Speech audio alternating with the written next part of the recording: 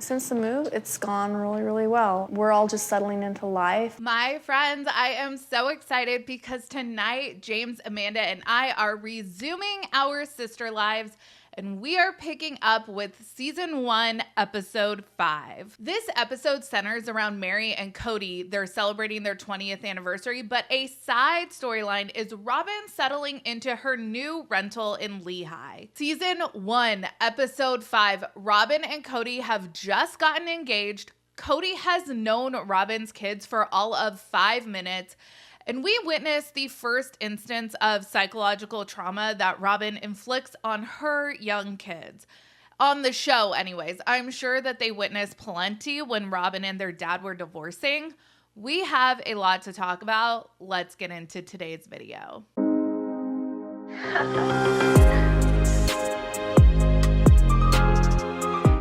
Hey everyone, what's up? It's Sarah and welcome back to my channel. When Robyn came into the family, the oldest brown child, Logan, was just 16 years old, and the youngest, Truly, was a newborn, like a literal newborn. Remember how Kody was caught making out with dear old Robs while Christine was in labor with Truly?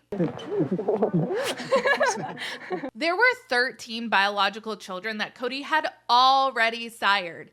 Enter Robyn onto the scene, bringing 3 additional children into the family, all under 10. All of these kids were really young, but old enough to be susceptible to the psychological trauma of instability in their lives.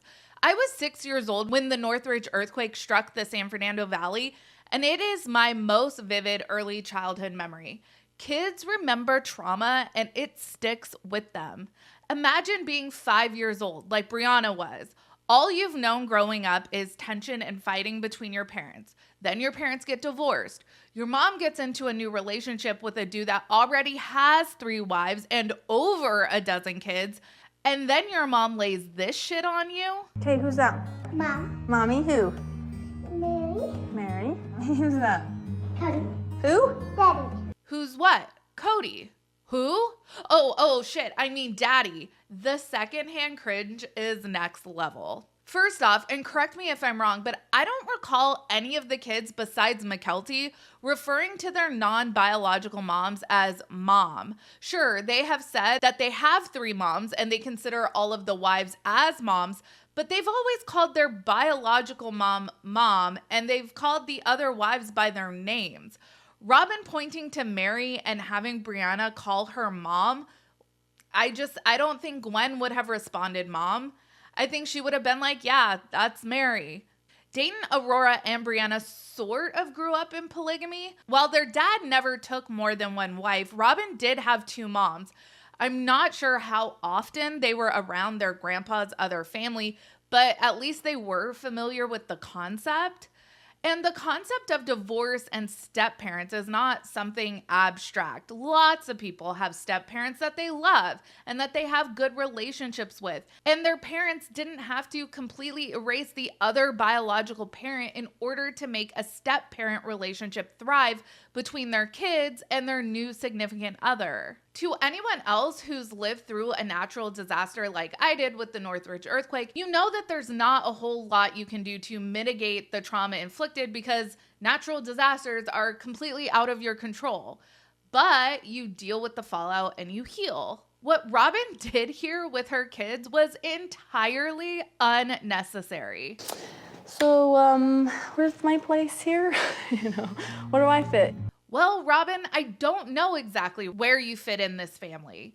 Honestly, I don't know how to go about blending a polygamous family. What I do know is that all of what went down here screams of lasting emotional trauma for these kids. We've heard all the rumors about Robyn and her first husband's relationship. Robyn has accused her ex of basically being a deadbeat dad and a mistreater, while we've heard from people speaking on David's behalf that Robyn was actually driving the family into financial ruin with her spending habits. And that is what ultimately led David to file for divorce. Because neither David nor Robyn have really spoken out with any specifics, you just have to go with what you believe to be the most probable story. I have no doubt that Robyn and David's marriage was not a happy one. And I also have no doubt that there was a lot of yelling and unhappiness that these children experienced. David filed for divorce in 2007, and the divorce was finalized in 2009, I believe. I think I read that on a Wiki fandom website. Well, Robyn actually meets Kody in 2009, and the Sister Wives show premieres in 2010. If there are any marriage and family therapists or social workers, can you just weigh in on this timeline and the speed of which these kids went from parents divorcing to mom remarrying, and oh yeah, now we are on a reality TV show with 3 other moms and 13 new siblings. We really need Pop Psych's take on all of this. During season 16 and 17, while the family was fully breaking down with Kody at odds with Christine and the majority of his kids, Kody explained that part of what he admired about Robyn was her dedication to indoctrinating her kids from day one coming into this family. You know, the whole cap in hand and all. She drilled it into Dayton, Aurora, and Brianna's heads that these are your siblings and you will respect Kody as your father. What Robyn and Kody also did was try to completely erase David from their lives, and that is the most messed up part of all of this.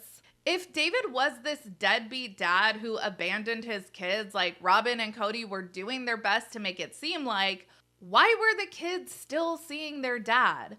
Why on earth during the literal adoption process are the kids going off to visit their biological father for 2 weeks? Sweetheart, how was visiting your father? It was amazing. The only thing that absolutely sucked while we were there is that we were there during a heat wave. I'm glad we have a couple days between coming home and the party just so that they can kind of, you know, regulate back to normal. They seemed better than we've ever brought them home before. They were engaging. They didn't have kind of this sort of 1,000-yard stare that they usually do. So Aurora is saying that the only bad thing about the visit with her dad is that for those 2 weeks, they were in the middle of a heat wave. So the worst part was the weather? That doesn't really scream toxic relationship with bio dad to me. Kody and Robyn talk about the fact that this is the first time that the kids have come back and haven't had this 1,000-yard stare. Kody and Robyn, of course, chalk that up to the fact that the kids are so excited about being adopted. Why didn't it ever occur to these two that the kids probably have always been incredibly confused about how to act upon returning from visits with their dad, and that probably was accounting for the way they were behaving. If they acted like they missed their dad and had a good time with them, I have no doubt that that would have pissed Kody and Robyn off. From season 1, we see on camera Robyn correcting her children on how to refer to their new stepdad-to-be.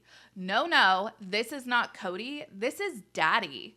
If Robyn is doing this on camera, can you imagine how much more intense the indoctrination was off camera? I shudder to think.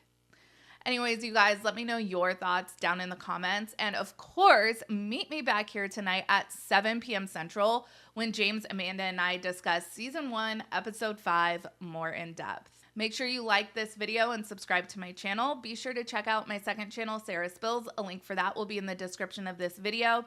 Follow me on Instagram, Threads, and X at Reality Squad, and I will catch you guys in the next video. Take care. Have a good one. Much love.